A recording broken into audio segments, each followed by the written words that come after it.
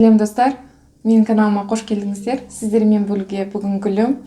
Көктемнің шуақты керемет күні болып тұр. Сондықтан бүгін мен гүлді қайта отырғызу деген шештім. Өйткені бұл әйел бақыты гүлі. Бұл гүлге 3 жыл болған. Жақсы өсіп тұрған, негізі қыстан бастап ауыра бастады. Қыста қайта отырғызуға болмайтын болғандықтан мен көктемді күттім. Қараңыздар, жапырақтардың бәрі сарғайып тұр. Бұл себебі бұл астындағы топырақ отырып қалған, және де шамал тамырлары шығып тұр. Шыққан жерлерде бұл қорек бармай, бұл гүл өліп жатыр. Сондықтан бүгін бірге құтқарамыз. Келе жатқан қыздар, сіздерді 8 наурыз бастамай жатып қыздар, сіздерді 8 наурыз мейрамдарыңызбен құттықтаймын. Зор денсаулық, әйел бақытын тілеймін. Және де келе жатқан біздің төл мерекеміз 22 наурызбен сіздерді үлкен наурызбен сіздерді құттықтаймын. Наурыз көже жасап, жақсылап өткізеді деген ойдамын. Және ал кеттік, біз осы гүлді құтқаруымыз керек. Өйткені бұл гүл былайша айтқанда өліп жатыр. Біріншісі бізге мынандай фиалкаларға арналған топырақ керек. Фиалкаларға арналған топырақ осы әйел бақыты гүліне өте жақсы сәйкес келеді. Және де дренаж керек. Дренаж бәрін білетін шығарсыз. Мынандай астына төсеп алдым. Ол және былай аламыз да, қорқпай алып.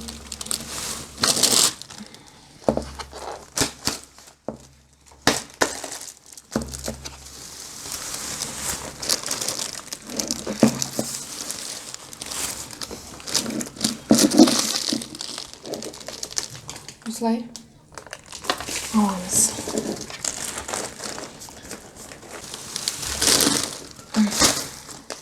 Жалпы көп топырақты қалдырам, өзінің топырағын. Бірақ көбісінде алып тастау керек. Өйткені бір жыл бір топырақпен тұрды, ол шамал ескіреді, өзінің құнарын кетіреді. Сондықтан жаңа топыраққа отырғызу керек. Мен негізі гүлмен айналысқанды өте жақсы көремін. Гүл деген интерьерге де жақсы, үйлеріңізді жайнатып тұрады, жақсы энергетика беріп тұрады. Жалпы сіздің топырақпен жұмыс істеген адамды көбінесе денсаулығы да жақсы болып жатады деп жатыр. Жалпы сіздерге айтамын, мен қазір ішіндегі сарғайған жапырақтарын тазалау керек. Мына жерде сарғайғандары бар, соларды алып тастау керек болып тұр. Бұл гүлдің күтімі туралы айтатын болсам, бұл гүл онша көп сізден күтім сұрамайды. Жақсы жерде, көлеңке жерде күн шамалы, осындай қатты күн түспеу керек. Жазда өйткені күйіп кетеді, жапырақтары тез. Және де бұл суды жақсы көреді. Бұл гүл өте қатты суды жақсы көреді. Аптасына 2 рет су құйсаңыз болады. Бірақ суды жақсы көреді деп көп құюға да болмайды суды. Өйткені бұл жапырақтардың бәрі су көп жерде бұл оттегі бармайды. Сонымен тұншығады бұл гүл. Тұншыққан кезде бұл тез сарғаюына алып келеді. Жапырақтары сарғайып, өліп кетуі мүмкін. Міне көріп тұрсыздар ғой, мен сары өліп қалған сабақтарын, жапырақтарын алып тастап жатырмын. Сөйтіп жаңартамыз гүлді. Осы істеп жатқандарым көмектеседі деген ойдамын. Және де отырғызып болғаннан кейін бірден гүлге су құймаймыз.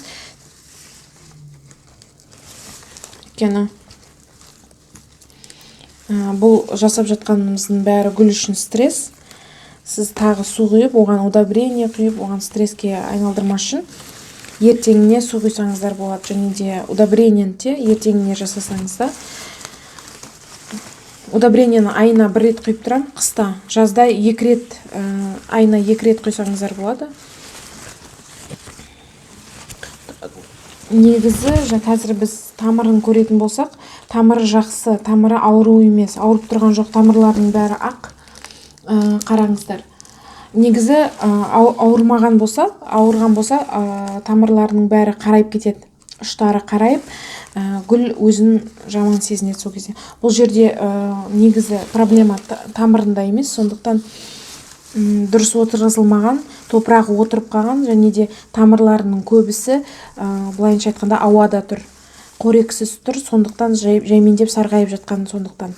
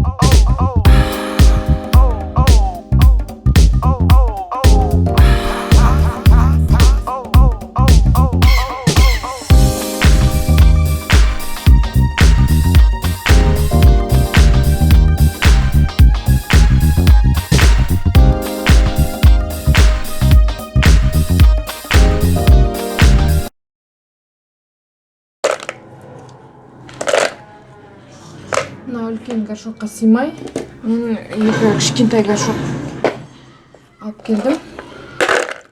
Соған сыйдыруға тырысамыз. Олардың тамырлары үлкен өсіп кетіпті, сондықтан үш жаққа сыймай алды. Кішкентай алып қалдым. Екі орташа осындай горшок алдым.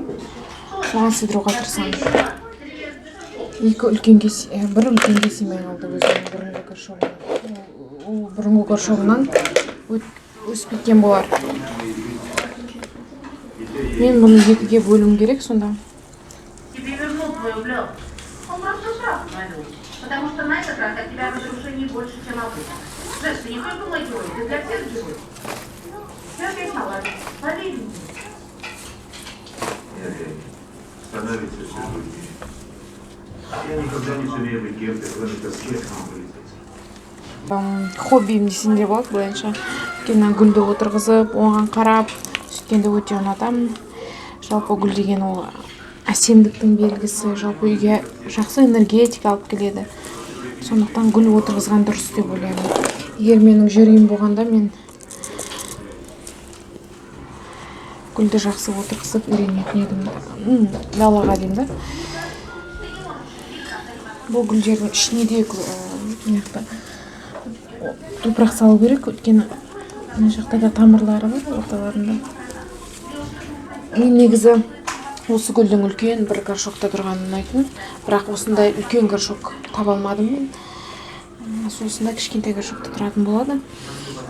Топырақты басу керек отырғызған кезде. Жалпы сіз әйел бақыты гүлі сізде гүлдемей жатса, ол дегеніміз сіз үлкен горшокқа отырсаңыз, мысалы мындай кішкентай гүлді мындай үлкен горшокқа бір отырғызсаңыз, сол кезде ешқашан гүлдемейді. Өйткені гүлдің тамыры бүкіл горшокты алып жату керек. Алып сыймай жатқан кезде ғана гүл құлпырып гүлдейді, сол кезде ғана. Өзі горшогы үлкен болса, гүл тұра береді өсіп. Ол гүлдемейді жақын арада.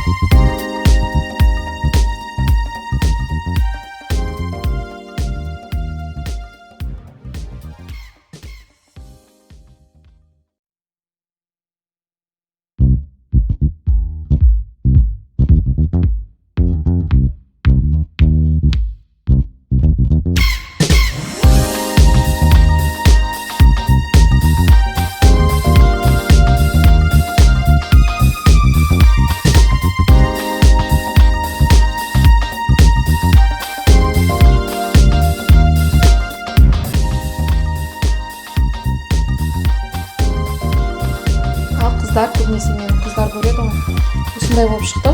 Мұндай сары жапырақтарын сіздер былай алып қайшымен қырқсаңыздар болады.